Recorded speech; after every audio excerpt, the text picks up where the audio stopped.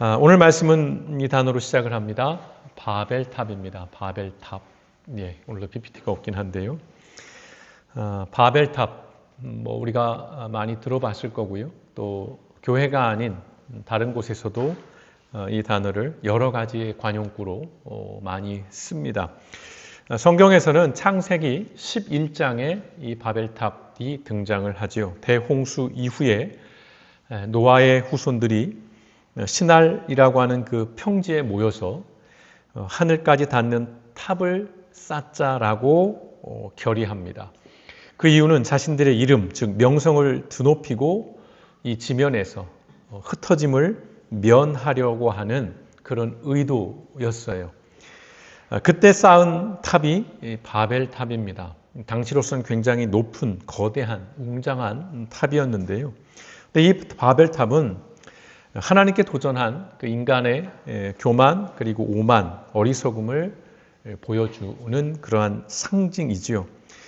이 사건으로 어떤 일이 벌어집니까? 하나님께서 인간의 언어를 혼잡하게 만드십니다.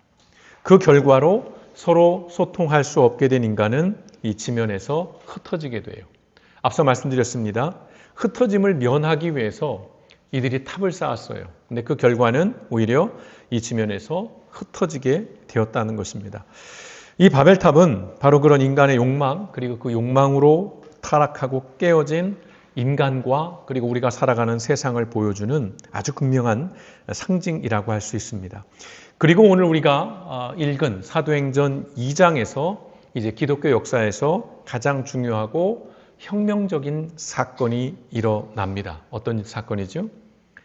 2장에서 우리가 핵심적으로 볼 수 있는 것, 처음 시작할 때 나온 말씀, 오순절 성령 강림 사건이라는 것입니다. 오순절이라 함은 이스라엘이 이집트에서 탈출한 후에 출애굽이라고 하죠. 50일째 되던 날 이제 시내산 기슭에서 모세에게 하나님께서 율법을 주셨는데 그 율법이 주어진 것을 기념하는 절기가 바로 이 오순절이라고 하는 절기입니다. 자, 이날 오순절이 되었던 이날 예루살렘을 떠나지 말고 하나님 아버지께서 약속하신 성령님을 기다리라고 하는 예수님께 승천하시면서 하셨던 그 예수님의 명령에 따라서 약 120명의 성도들이 모여 있었습니다. 그리고 그때 그 자리에 마침내 약속하신 성령님이 임하십니다. 바람이 불고 무슨 불타는 혀와 같은 그런 불의 모습으로 임하시게 돼요. 그리고 놀라운 일이 벌어집니다. 어떤 일이 벌어집니까?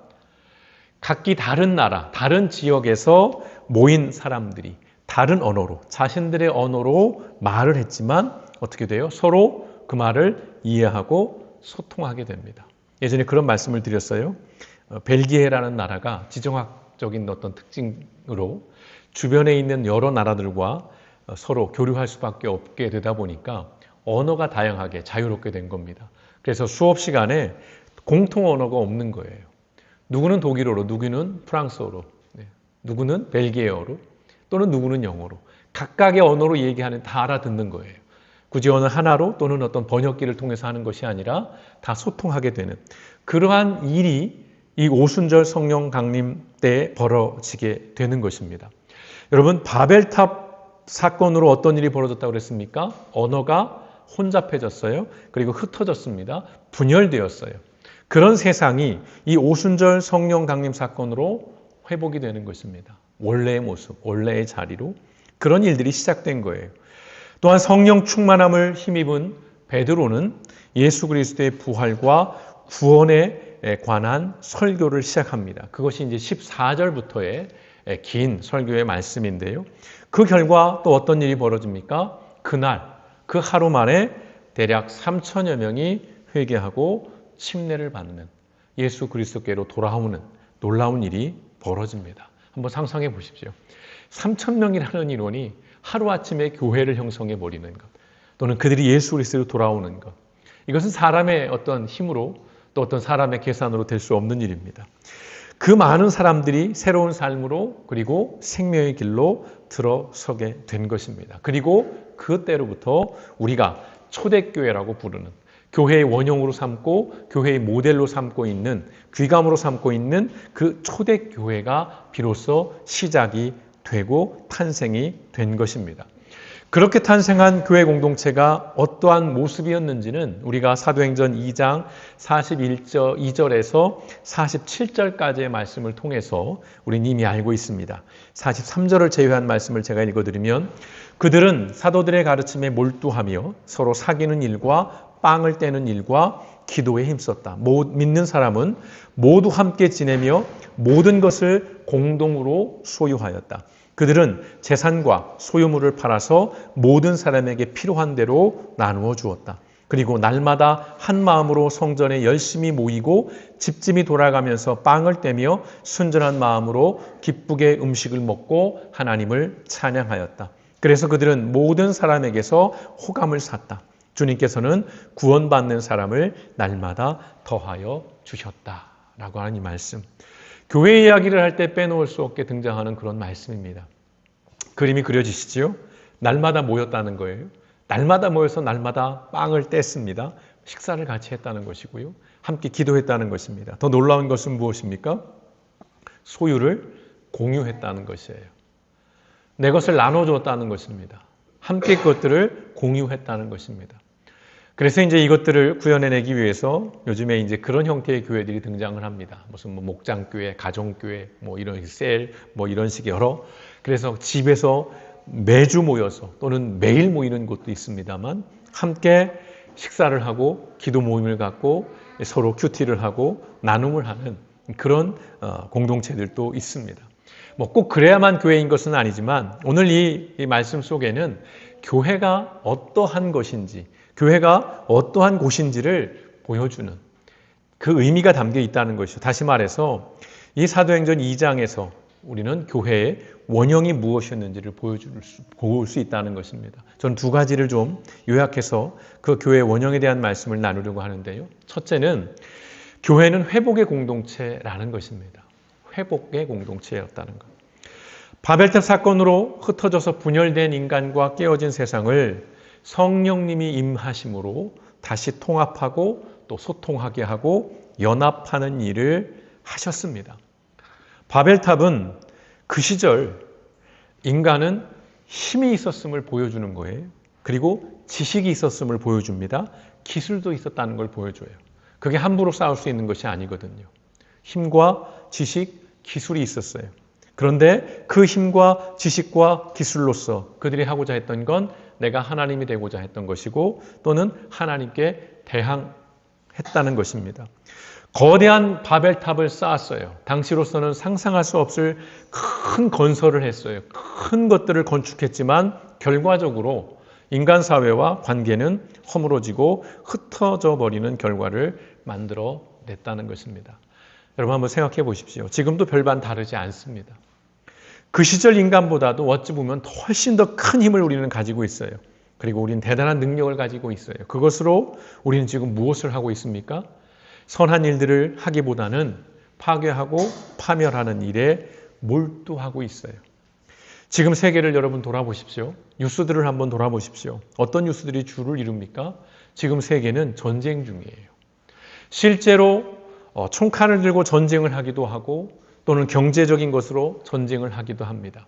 지금 세계는 굉장히 위험한 그리고 아주 위태로운 그런 시기를 지나가고 있습니다. 힘이 있기 때문이에요. 그럴 만한 기술이 있고 그럴 만한 지식들이 있기 때문인 것입니다.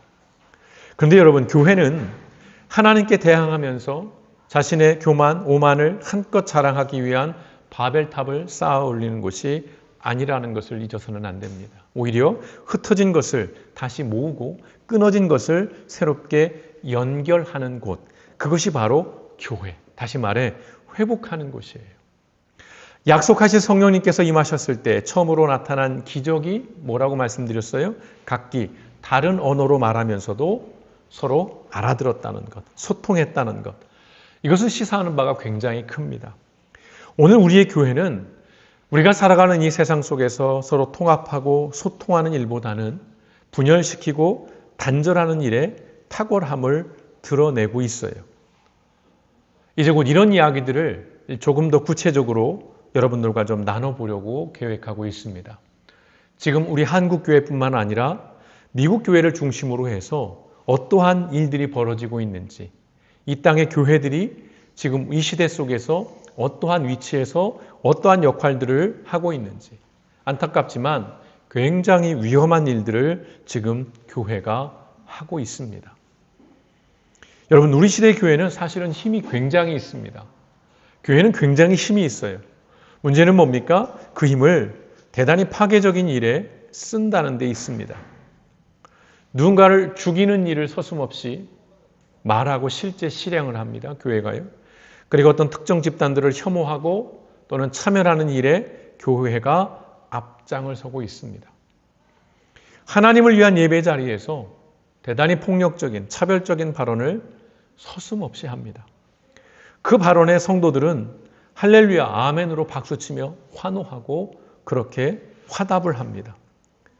교회가 하나님의 이름으로 차별과 혐오의 바벨탑을 지금 거침없이 쌓아 올리고 있습니다. 살리고 회복하는 일이 아니라 죽이고 파괴하는 일에 엄청난 재정과 힘을 소진하고 있다는 것입니다. 일련의 우리 사회에서 벌어지고 있는 여러 갈등의 배경에 그 뒷배에 교회가 있습니다. 그리고 그 교회들이 재정을 대고 있어요. 돈을 댑니다. 그 돈이 어디서 나오는 거겠어요? 목사 호주머니에서 나오지 않는 것이죠. 목사들이 자기 사재를 털어서 그러한 단체를 만들고 그러한 운동을 벌이는 것이 아니에요. 교회 재정입니다. 헌금이에요. 그 귀한 헌금을 가지고 하는 일이 무시무시한 폭력을 행사하고 사회를 혼란스럽게 하고 어지럽게 하는 그 일에 지금 앞장을 서고 있다는 것입니다. 여러분 기억하십시오. 교회는요, 회복의 공동체예요. 특정 인종이나 민족이나 국가나 국민을 차별하고 혐오하는 것은 결코 교회일 수가 없다는 것입니다. 아무리 교회가 건물이 크고 아무리 그 교회에 10,000명, 20,000명이 모이고 아무리 그 교회에 세계 유명한 사람들이 연사로 동원되어서 그들이 어떤 특강을 하고 말씀을 전하고 세미나를 열린다 할지라도 그 안에서 이야기되고 있는, 그 안에서 논의되고 있는 것들이 누군가를 미워하는 것들, 누군가를 죽이려고 하는 것들, 누군가를 배제하고 차별하는 이야기라면 교회가 아니라는 것입니다. 그런 신앙, 그런 교회는 병든 교회이고 병든 신앙이라는 것입니다.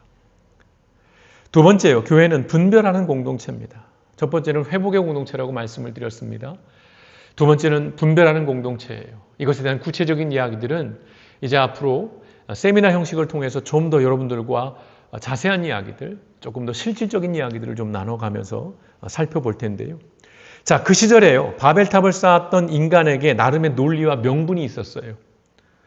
그것을 현대적인 시선에서 보자면 더욱더 설득력이 있었어요.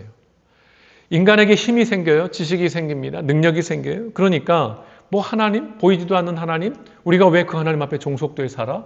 우린 주체적으로 살아. 우린 그런 능력이 있어. 독립을 외쳤던 거예요. 마찬가지로 오늘날 시선에서 보면 더욱더 명분이 있습니다. 신에게 의존하고 수동적인, 종속된 그런 나약한 인간이 아니라 주체적으로 살자. 능동적인 인간이 되자. 그리고 그럼으로써 진정한 자유인으로 살자. 과학이 발전하게 되면서 하나님의 영역이라고 하는 것까지 인간의 기술로서 지금 정복해가고 있잖아요. 그러니까 인간은 지금 한껏 고양돼 있어요. 대단한 능력이 있는 것처럼 보이는 것이죠. 그 결과로 지금 세계가 전쟁을 벌이려고 하는 거예요. 80년간의 인류 역사에서 보기 드문 평화의 시기 속에서 인간은 그 교훈을 잊은 거예요. 지난 역사를 잊은 겁니다. 전쟁이 얼마나 참혹한 것이고 그것이 얼마나 비극적인 일을 가져오는가를 까먹은 거예요. 당장의 욕망, 당장의 이익을 위해서 지금 거침없이 자신들의 가진 힘을, 그 풀파워를 동원하고 있는 이 현실을 우리는 보고 있는 것입니다. 그것이 인간다움이라고 얘기해요. 굉장히 그럴듯하죠. 여러분도 그렇지 않습니까? 주체적으로 사는 것, 어디에 매이지 않는 것, 보이지도 않는 어떤 신, 하나님, 거기에 전전긍긍하면서 왜 우리가 그렇게 살아? 그런데 여러분, 이것은 자유의 추구가 아니라는 겁니다. 인류 역사를 통해서 보아도, 성경의 역사를 통해 보아도 이것은 자해행위입니다. 하나님께 대항하는 건 자해행위예요. 진정한 자유는요, 하나님으로부터의 독립이 아니라 하나님 안에서의 자유라고 성경은 끊임없이 우리에게 말합니다. 진리가 너희를 자유케 한다라는 말씀. 그 진리를 세상 사람들은 과학이나 지식 이런 것들을 말하지만 우리는 하나님을 이야기하는 거예요. 하나님의 말씀을 통해 우리는 진정한 자유를 얻을 수 있다는 것입니다. 그런데 마치 경쟁 사회가 대단히 공정하고 정의로운 사회라고 말하는 것 같은 거예요. 우리 이런 얘기 요즘 많이 듣잖아요. 경쟁 사회 얼마나 그것이 공정하냐. 모두가 다 똑같이 수능으로 대학을 가는 것을 결정하고 모두가 다 똑같이 무슨 고시로 서열을 정하고 어떤 경쟁 구도를 만드는 것. 언뜻 굉장히 공정하고 정의롭게 보여요. 그러나 조금 더 깊이 들어가 보면 그것은 그럴듯하지만 거짓이에요. 사기입니다. 마찬가지예요. 하나님을 떠난 인간은 자유가 아니라 자해하는 행위예요. 나도 죽이고 남도 죽이는 것입니다. 여러분, 악은요, 살아가면서 이런 걸 좀 느껴요. 선보다 굉장히 더 성실하고 집요하고 부지런하다는 걸 느낍니다. 여러분, 범죄를 저지르는 사람들 보세요. 그 사람들 그냥 우발적으로, 우연히, 즉흥적으로 아니에요. 집요합니다. 굉장히 성실해요. 악은 다수의 느슨하고 게으른 선을 지배합니다. 그게 우리의 현실이에요. 그리고 악은 지치지도 않고요. 악은 시들지도 않습니다. 왜 그런 줄 아세요? 악은 욕망을 추구하기 때문에. 여러분, 눈앞에 지금 돈들이 여기 막 이렇게 있다고 생각해 보세요. 지폐가 막 있어요. 그런 거 그냥 지나치시겠습니까? 죽어야죠. 얼마 죽고 만족하시겠어요? 끝까지 죽을 겁니다, 저는. 그러니 얼마나 집요하게 될까요? 얼마나 성실하고 얼마나 부지런할까요? 악은 내 욕망을 채우기 때문에 굉장히 힘이 있어요. 그래서 지치지 않습니다. 시들지 않아요. 그래서 굉장히 위험하고 무서운 것입니다. 그래서 우리 같은 사람들은 설마 하다가 항상 당하는 것입니다. 그래서 말씀드려요. 그래서 교회가 필요한 것입니다. 그래서 교회가 있어야 하는 거예요. 그래서 그리스도인이 있어야 한다는 것입니다. 그런데 문제는 뭡니까? 그런 집요한 악을 분별하고 대항해야 할 교회가 오히려 악의 신혼지가 되고 있고 앞잡이가 되고 있다는 것입니다. 깃발을 들고 그 나쁜 짓을 선봉에 서서 앞장서서 하고 있다는 것입니다. 세상이 아니라 교회가 오히려 하나님의 이름으로 더 견고하고 위험한 바벨탑을 쌓아가고 있습니다. 그러면서 뭐라고 말합니까? 하나님의 영광을 위한 일이라고 말합니다. 십자군 전쟁을 기억하시죠? 그 십자군 전쟁이 왜 일어났습니까? 명분이 뭐였습니까? 하나님의 영광이었어요. 하나님의 영광으로 십자가가 그려진 깃발을 들고 나가서 도륙했습니다. 이교도들을, 이민족들을. 그것을 정당화했어요. 그걸 거룩한 일이라고 말했습니다. 부끄러운 역사죠. 욕망의 바벨탑을 높이 쌓아가면서 우리는 그것을 부흥이라고 말합니다. 건물이 커지고 사람이 늘어나는 것 자체를 하나님이 주신 은혜라고 말해요. 그리고 그것을 성장이라고 기뻐합니다. 부러워서 하는 얘기입니다. 우리도 그랬으면 합니다. 누군가는 알면서도 속이고 있고요. 누군가는 몰라서 속고 있습니다. 사이비가 그런 거예요. 사이비가 그렇습니다. 교주는 다 알고 있어요. 교주는 자기 스스로가 알고 있습니다. 알면서도 속이는 거예요.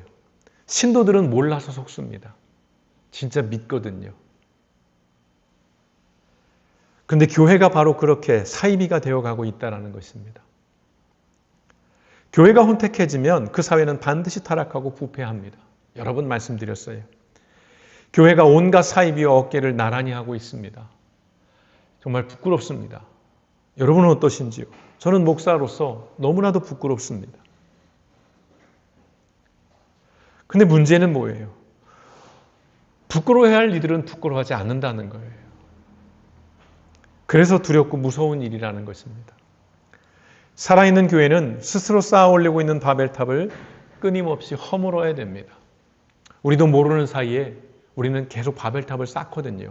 왜? 우리가 악한 본성이 있으니까요. 욕망은 굉장히 달콤한 것이니까요.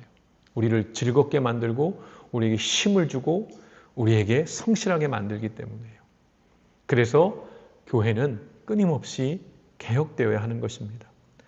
또한 세상이 쌓아 올리고 있는 그럴듯한 그 바벨탑의 더러운 정체를 진리의 말씀으로 고발하고 드러내야 하는 것이 교회의 사명이고 그리스도인의 존재 이유인 것이지요. 사람들은 분별하려고 하지 않거든요. 고민하면서 신경 써가면서 그것들을 구별하려고 하지 않습니다.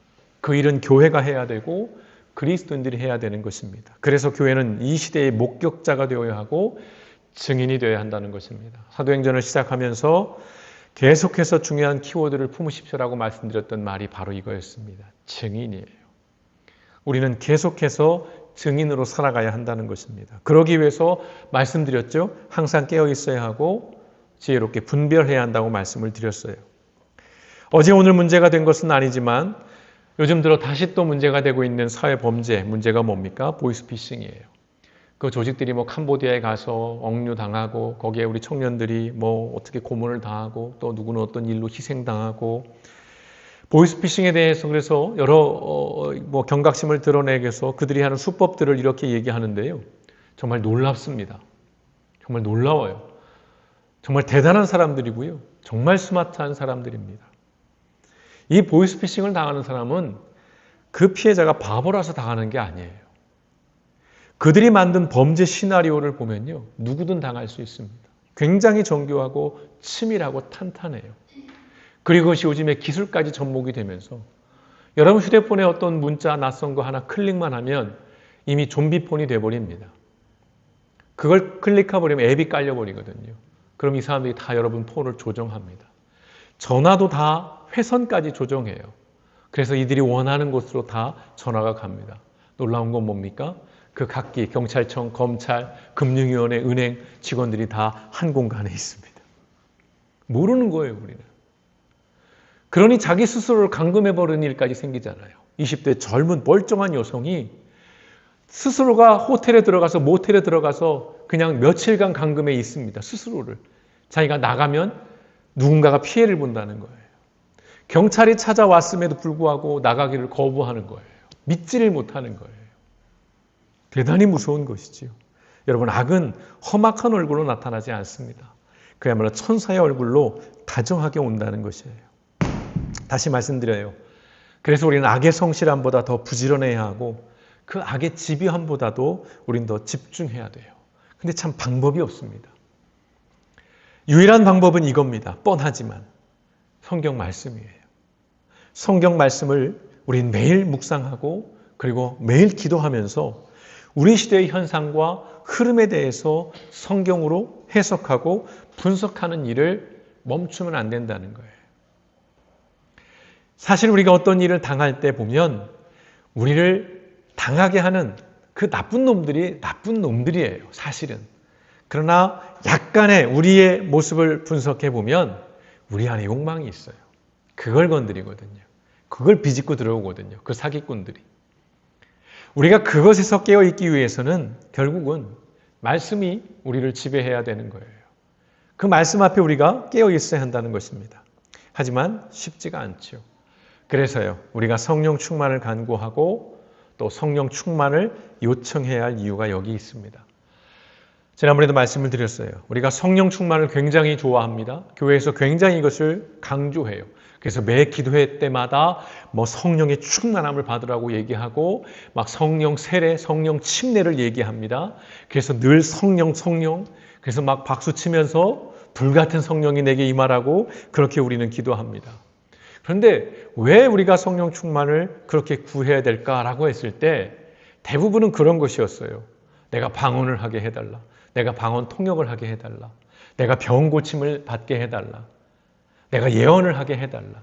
이런 뭔가 신기하고 신비한 그런 용도로 성령 충만을 구했어요. 그리고 뭐가 문제라고 말씀드렸습니까? 우리나라에 있어서 성령님에 대한 이해를 인격으로 이해하지 않는다는 거예요. 파워로 이해한다고 했죠. 마치 에네르기파처럼 뭔가 내게 풀 파워가 충전이 되는 거. 그래서 그 파워를 가지고 뭔가 신비로운 일, 뭔가 초자연적인 일들. 왜요? 오늘 말씀처럼 오순절 성령 강림 때도 뭔가 바람이 불었고요. 막 그 불처럼 갈라지는 혀들이 막 이렇게 뻗치는 듯한 그런 것의 이미지를 갖고 성령 충만을 구하면서 뭔가 대단한 파워를 우리는 구했다는 것이죠. 근데 이제 우리의 기도는 달라져야 합니다. 우리가 성령 충만을 간구하고 성령 충만을 요청해야 하는 이유는 그 성령의 도움이 없이는 파괴적인 이 바벨탑의 건설을 막아낼 수 없기 때문이라는 것입니다. 무엇보다 내 안에 나도 모르게 내가 쌓아가고 있는 내 안에 있는 그 욕망의 바벨탑을 결코 제어할 수 없기 때문이라는 것입니다. 성령님이 하시는 일은 깨닫게 하시는 거고요. 성령님이 하시는 일은 분별하게 하시는 일이에요. 그런 성령님의 능력과 은혜를 통해서 우리는 분별해야 한다는 것입니다. 지금도 이 땅에서 파괴적인 바벨탑을 쌓아가는 세력들을 분별하고 제어해야 한다는 것입니다. 굉장히 그럴듯해요. 거기에 다 넘어갑니다, 지금. 젊은이들이 막 넘어갑니다. 그들과 대화를 해보면 정말 거대한 벽 앞에 있는 것 같아요. 여러분 기억하십시오. 교회는 성령님이 임하심으로 시작됐습니다. 오순절 성령 강림 사건으로 세워진 것이, 만들어진 것이, 시작된 것이 교회였다는 것입니다. 예수 그리스도의 복음이 전파되고 그 복음을 듣고 사람들이 하나님께로 돌아오고 세상과 다른 가치를 추구하는 공동체가 만들어진 것은 성령님의 능력입니다. 그 옛날 사람이 가진 힘을 오용하고 남용한 결과로 세워진 것이 바벨탑이었어요. 그것으로 인간은 오히려 파멸하고 흩어져 버렸습니다. 그리고 오순절 성령님이 오심으로써 흩어져 있던, 혼잡해져 있던 그 사람들이 다시 통합되고 연합되게 하셨어요. 그 결과로 교회가 세워졌다는 것입니다. 교회는 그 출발부터가 통합, 연합, 회복이에요. 치유입니다. 이 공동체는 함께 기도하는 곳이고요. 그리고 함께 나누는 것이고 함께 누리는 당시의 인간의 모임과는 전혀 다른, 전혀 새로운 공동체였다는 것입니다. 바벨탑을 쌓아 누군가를 죽이고 배제하고 차별하는 집단이나 세력이 아니라 예수 그리스도의 복음을 통해서 성령님의 인도하심으로 서로 다를지라도 품어주고 부족할지라도 서로 나눠주면서 우리 안에 우리도 모르게 쌓여있는 그 바벨탑을 또한 세상 사람들이 쌓아가는 그러한 바벨탑을 허무는 생명의 공동체가 교회라는 사실입니다. 오늘 우리의 신앙이 그리고 우리의 삶이 우리의 이 교회가 우리의 이 작은 공동체가 이러한 공동체가 되기를 소망합니다. 완전할 수는 없어요. 완전할 수가 없습니다. 주님 앞에 서는 날까지 우리는 완전할 수 없습니다. 그러나 이 방향을 포기할 수는 없다는 것입니다. 교회가 크든 작든 교회 건물이 있든 없든 교회가 얼마나 대단한 프로그램을 가지고 있든 없든 본질은 그것입니다. 교회는 회복의 공동체이고 분별해야 하는 공동체라는 것입니다. 그래서 이 시대 속에서 교회는 등대가 되어줘야 한다는 것이에요. 그래서 이제 등대 이미지를 형상해서 아이오랩이라고 하는 언젠가 나타나게 될 연구소를 구상하고 있는 것이고요. 이 땅에 많은 교회와 그리스도인들이 이 회복하는 일, 다시 살리는 일, 그리고 시대를 분별하고 어떠한 진리를 분별해내는 그 일들을 우리가 우리 시대에 우리의 사명으로 여겨서 여러분이 살아가는 각자의 삶의 자리에서 깨어있음으로써 여러분이 미혹당하지 않고요. 여러분이 누군가를 미혹하게 하는 일에 앞장서지 않고 그들을 하나님께로 이끌어내고 그들을 다시 진리의 길 가운데로 우리가 이끌어내고 무엇보다 우리의 교회가 그러한 길에서 이탈하지 않는 그런 살아있는 생명이 있는 이 세상의 어떠한 공동체와 다른 새로운 가치관을 가지고 새로운 모습으로 지어져가는 우리 길복교회 모든 성도님 되시기를 주님의 이름으로 축원드립니다.